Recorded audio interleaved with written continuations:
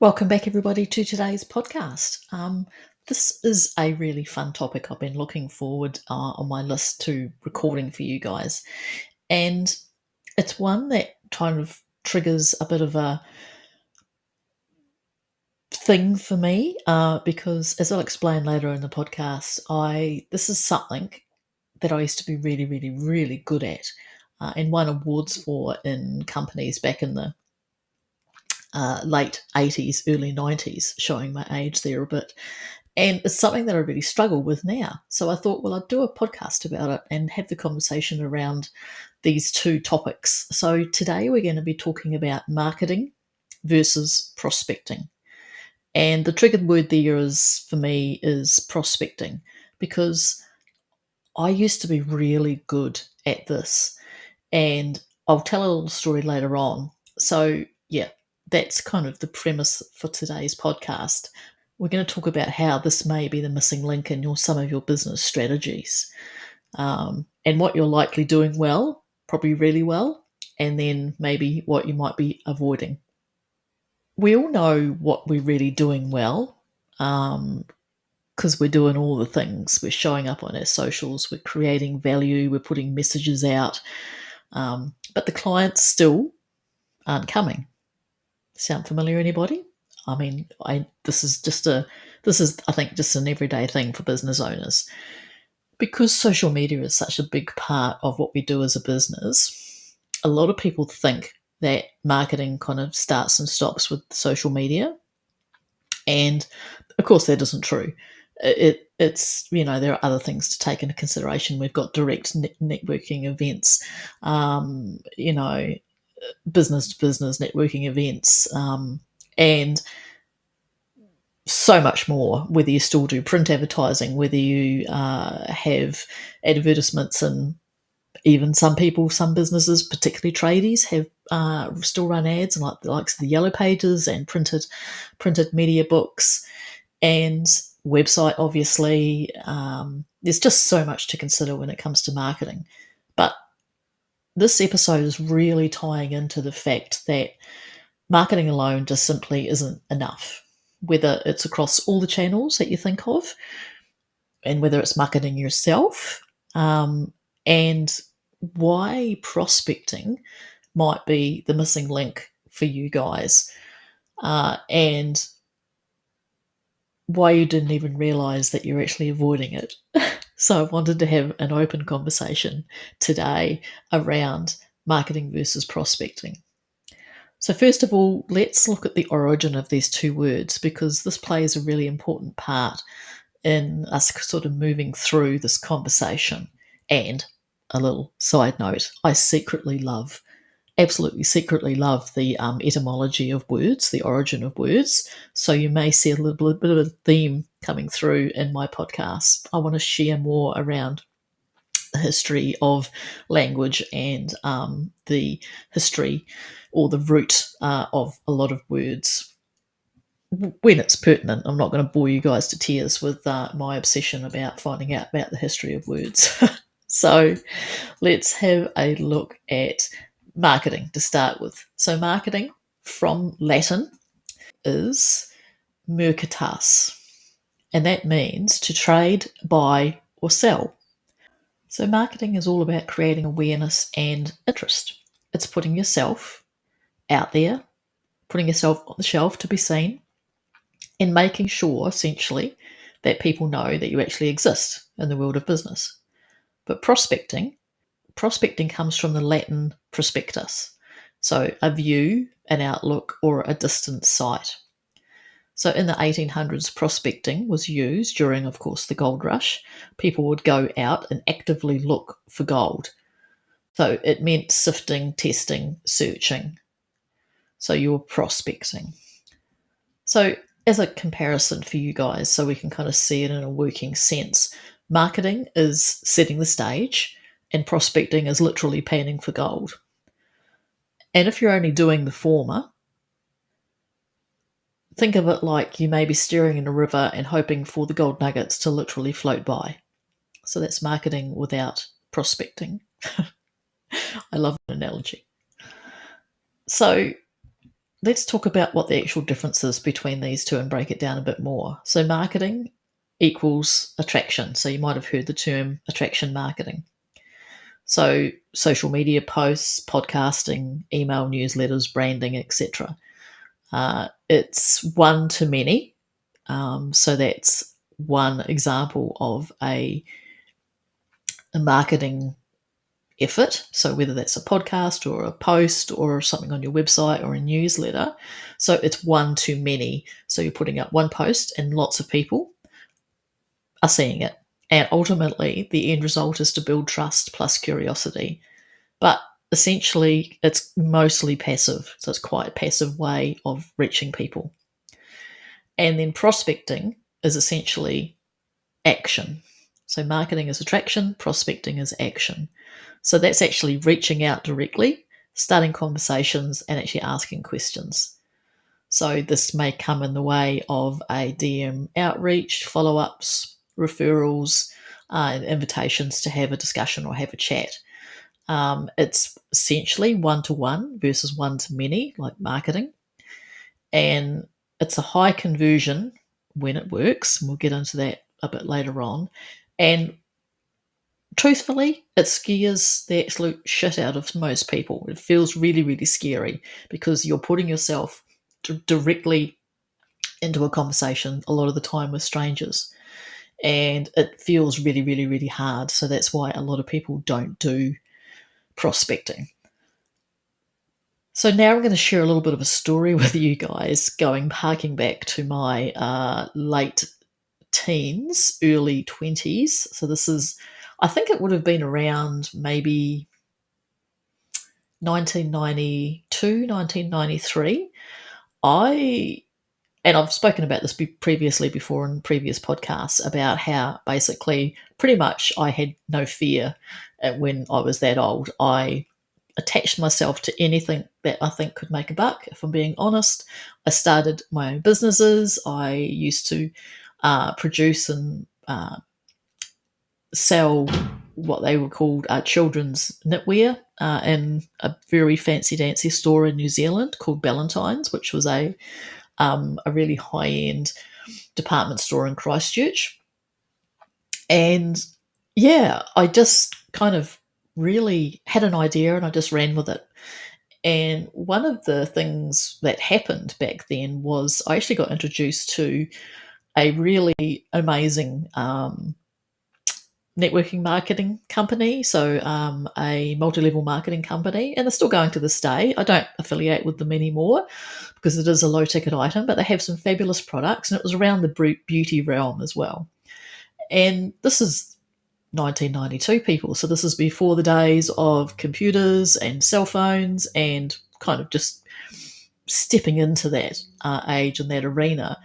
And the good old days we used to write out your what they call the prospecting list, and a lot of the time back then you were targeting people that you knew, family owners, friends, blah blah blah.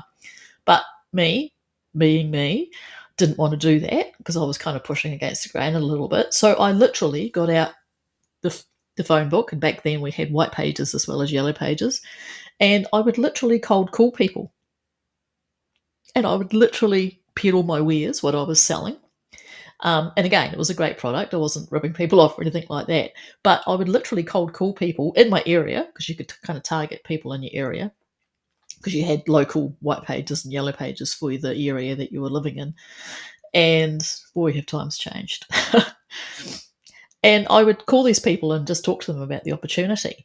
And because of that, because of my inability to basically have no barriers, and I suppose I use the words now, no shame, but back then I was just full of bravado and no really wasn't an option. I basically built my business, this networking marketing business to a really strong standing place really quickly. And I actually got an award back then for basically building the biggest business the fastest possible way. And now I work in the still work in the network marketing space in the online space, but I affiliate with a high ticket company which has been around for multiple decades, over 50. And the difference, I suppose, the lesson I've learnt from that earlier excursion is that, there are some fantastic, absolutely products out there. But when you've got to marry marketing and prospecting together, I think it's really important to remember that those two actually fit together really well. And they have to fit together really well with the particular company that you're aligning with, or the product that you're producing, or the service that you're providing within your business. So that's a really important thing to remember. And as I've got older, now I find that I have no problem with the marketing. I love that approach, but the prospecting is a little bit different because obviously we're working in the online space and there's no more breaking out the telephone book and ringing these people. You certainly can, but the dynamic of that has now become quite scary because there's a little bit of sort of bad blood, my terminology, around the sort of cold reach out. And we've all received them. We've all received really spammy messages in our inbox or in our DMs and things like that. That basically you become friends with someone and literally within a day, sometimes if not an hour, they'll be reaching out to you, selling their wares. Now that's not good prospecting. That's bad prospecting, but that's a podcast for another day. So let's, after sharing that story and letting all the skeletons out of the closet there a bit for me and letting you guys into a little bit of my history, I really want to talk about why this is so important for small business owners. Because essentially, marketing makes us feel safe. There's no rejection most of the time. I mean, I'll take this as a general rule of thumb. So there's no direct risk to us, but prospecting absolutely makes us feel extremely vulnerable. What if they say no? What if they ignore me? What if they ghost me? What if they unfriend me? And all those sort of things surface the minute someone says, would you do cold messaging or something like that, which is essentially prospecting. But the reality is none of that really matters. It's what we install into the concept of doing that makes things really hard. But here's the thing, the really important thing. If you're only marketing and not prospecting, you're essentially relying on the luck and the gods of the algorithms. You're building trust, but you're not building any momentum. And essentially, you're waiting instead of creating opportunities. Unfortunately, you can't outsource connection. You can outsource marketing till the cows come home. Marketing can warm them up, but you still need to invite them in. And the invite them in is the prospecting. You're asking someone to come over and sit on the couch with you. You're asking someone into your private space. And it's tough. So this is why I wanted to do this podcast for you guys.